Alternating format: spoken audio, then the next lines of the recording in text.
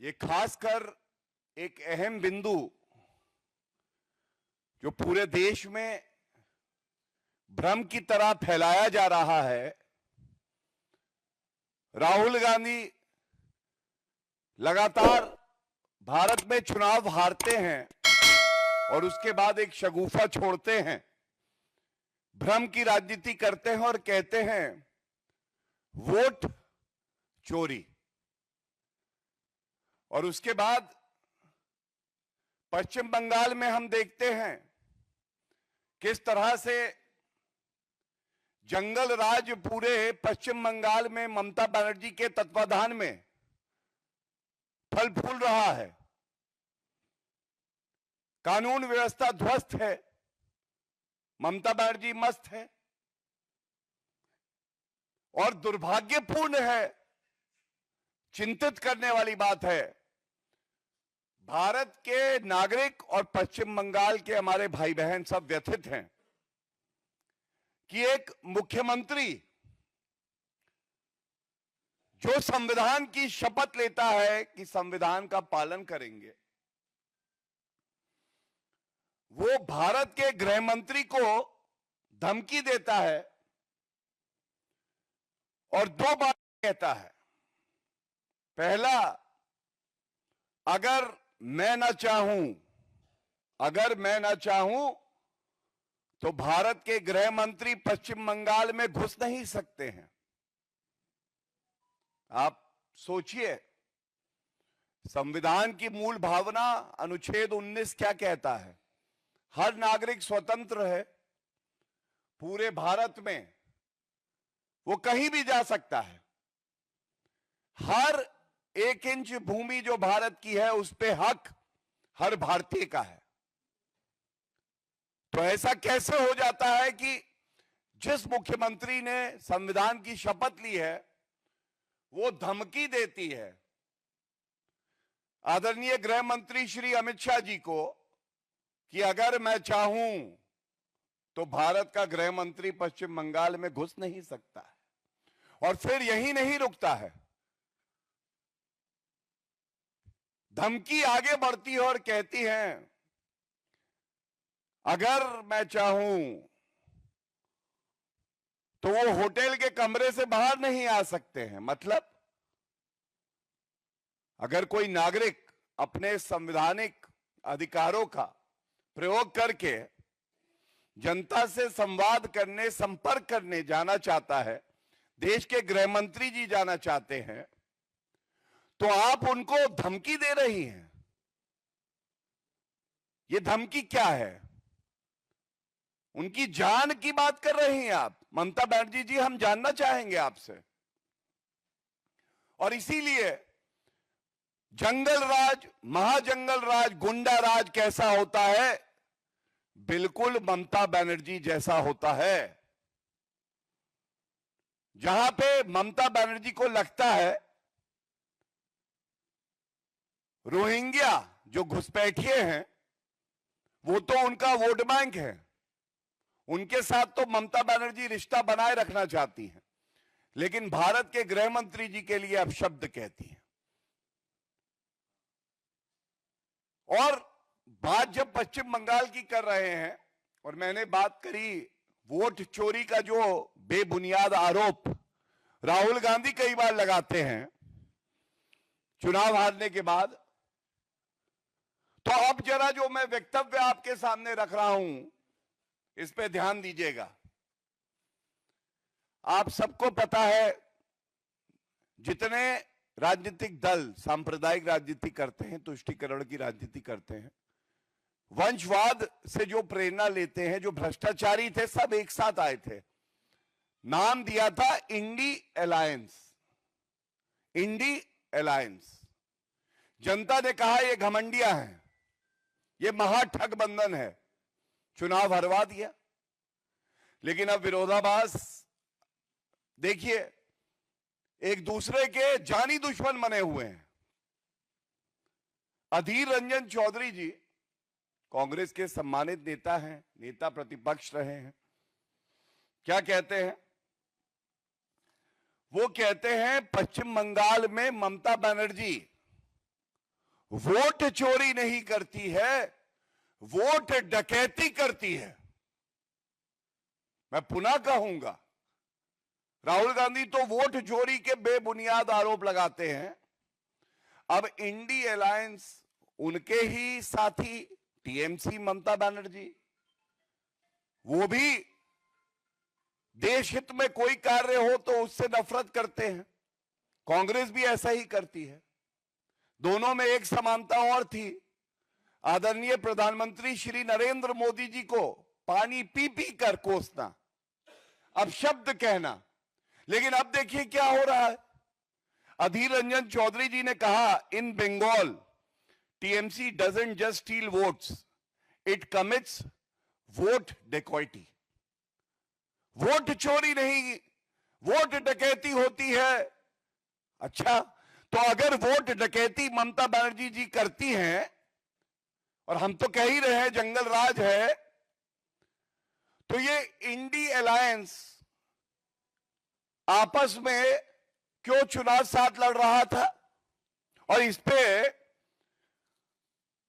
यहां नहीं रुकते हैं अधीर रंजन चौधरी जी, इससे आगे बढ़ते और कहते हैं, Mamata Banerjee will not allow SIR in Bengal. अब चिंता हो रही है। एसआईआर एक कानूनी प्रक्रिया है, जनता उसका स्वागत कर रही है।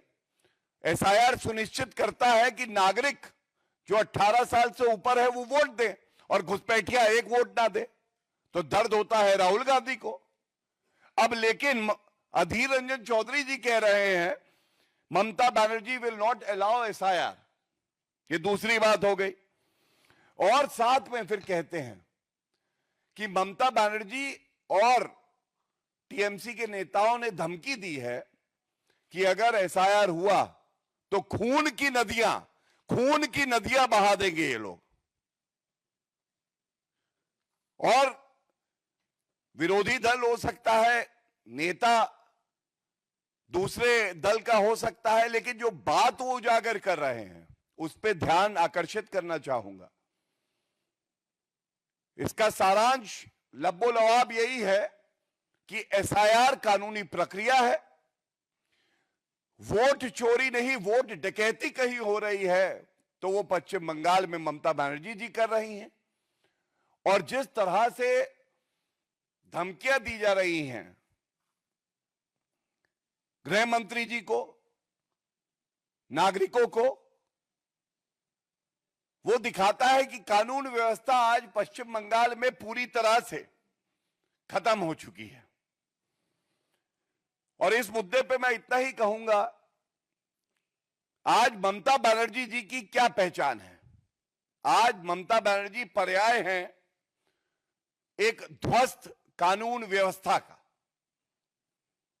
ये वो मुख्यमंत्री है जो कहती है मां माटी मानुष और देती है गुंडा राज, संदेश खाली, RG Kar medical rape and murder, Murshidabad, सांप्रदायिक हिंसा, हाथ काटने की धमकी टीएमसी वाले देते हैं। वो बताते हैं कि भगवान राम जो हमारे इष्ट हैं वो मुसलमान थे। दूसरा, उनकी पहचान है हिंदुओं से नफरत करो, और अगर घुसपैठिया मुसलमान हो तो उसको आगे बढ़ाओ, कानून तोड़ना पड़े उसे शरण देने के लिए तो वो करो। तीसरा, ये जो घुसपैठिए हैं ये राष्ट्रीय सुरक्षा का बहुत बड़ा मुद्दा है, जिसपे आदरणीय गृह मंत्री श्री अमित शाह जी ने ठोस कदम उठाए हैं। आदरणीय प्रधानमंत्री श्री नरेंद्र मोदी जी के नेतृत्व में, और ये ठान लिया है कि ये हमारा देश है, कोई धर्मशाला नहीं है, एक घुसपैठिया यहां नहीं रहेगा। इस पे टीएमसी, कांग्रेस पार्टी समर्थन करना तो दूर, उनका स्टैंड क्या है ये बताने से डरती है। आप सोचिए, दीमक की तरह ये पार्टियां जिनको जनता ने सेवा करने का अवसर भी दिया, हमारे ही देश को खाना चाहती हैं। ये चिंताजनक है। और सबसे बड़ी पहचान ममता बनर्जी की है भ्रष्टाचार। चाहे वो अभिषेक बनर्जी हो, चाहे वो पार्था चैटर्जी हो, तमाम टीएमसी के नेता हैं, अपना सिंडिकेट, अपनी कमीशन खोरी, ये पहचान ममता बनर्जी की बन गई है, केवल वसूली करना। और इसीलिए आज हर पश्चिम बंगाल का जो भाई बहन हमारा है, उसे यकीन है कि इस साल चुनाव में भारतीय जनता पार्टी की सरकार बनाएंगे और ममता बनर्जी को बहुत दूर भगाएंगे। ममता बनर्जी ने यह हक खो दिया है कि वो पश्चिम बंगाल की मुख्यमंत्री बनी रहें, और साथ में ये कहना गलत नहीं होगा, एक घबराई सी, एक डरी हुई, एक मायूस ममता बनर्जी सांप्रदायिक बयान भी दे रही हैं और धमकियां भी दे रही हैं, जो उनकी निराशा को स्पष्ट करता है। और मैं आपके समक्ष ये बात जरूर कहना चाहूंगा कि वोट डकैती जो कहा जा रहा है, ये ऐसे ही नहीं कहा जा रहा है। माननीय सर्वोच्च न्यायालय ने जब पंचायत चुनाव थे पश्चिम बंगाल में, तो करीब 1/3 33% के आसपास पर्चे भी नहीं दाखिल हो पाए थे। Candidates could not file there nomination, और सुप्रीम कोर्ट ने तक टिप्पणी करी थी कि पश्चिम बंगाल में जंगल राज आ गया है। और ये देखिए एक खबर, बंगाल पंचायत चुनाव में गणतंत्र का जोर, बैलेट जले, बूथ लूटे, 12 मौतें, ये एक खबर है। उसके बाद day after violence hit Bengal, repolling ordered in 700 booths. ये कौन सा लोकतंत्र है जहां वोट रोहिंग्या देंगे, भारतीय नागरिक को डराया जाएगा अगर वो हिंदू होगा, वो चुनाव लड़ना चाहता है तो उसको नॉमिनेशन नहीं फाइल करने देंगे। तो ये चिंताजनक भी है। और भारतीय जनता पार्टी पुरजोर तरीके से इस तरह के मनमानी करना और कानून को ध्वस्त करके राजनीति करना, इसका विरोध करेगी। इसी के साथ एक और मुद्दा, क्योंकि बात हो रही है वोट डकैती की, और बताया जा रहा है कि राहुल गांधी फिर से विदेश चले गए हैं। ये पार्ट टाइम नेता केवल भारत में तब आता है जब अराजकता फैलानी होती है, उसके बाद जाता है विदेशी भूमि पर, और जितनी भारत विरोधी शक्तियां हैं उनसे भेंट करके भारत को कमजोर करने का ये प्रयास करते हैं। लेकिन भारत मजबूती से आगे बढ़ रहा है। श्री नरेंद्र मोदी जी के नेतृत्व में विकसित भारत भी बनेगा। राहुल गांधी जैसे 100 भी आ जाएं नकारात्मक राजनीति और ऊर्जा देने के लिए, तो भी भारत की प्रगति को रोक नहीं पाएंगे। और अभी केएपी सर्वे ये प्रकाशित किया है। ये सर्वे क्या है मैं आपको बताता हूं। अब देखिए, ये रिपोर्ट का ही एक पृष्ठ है।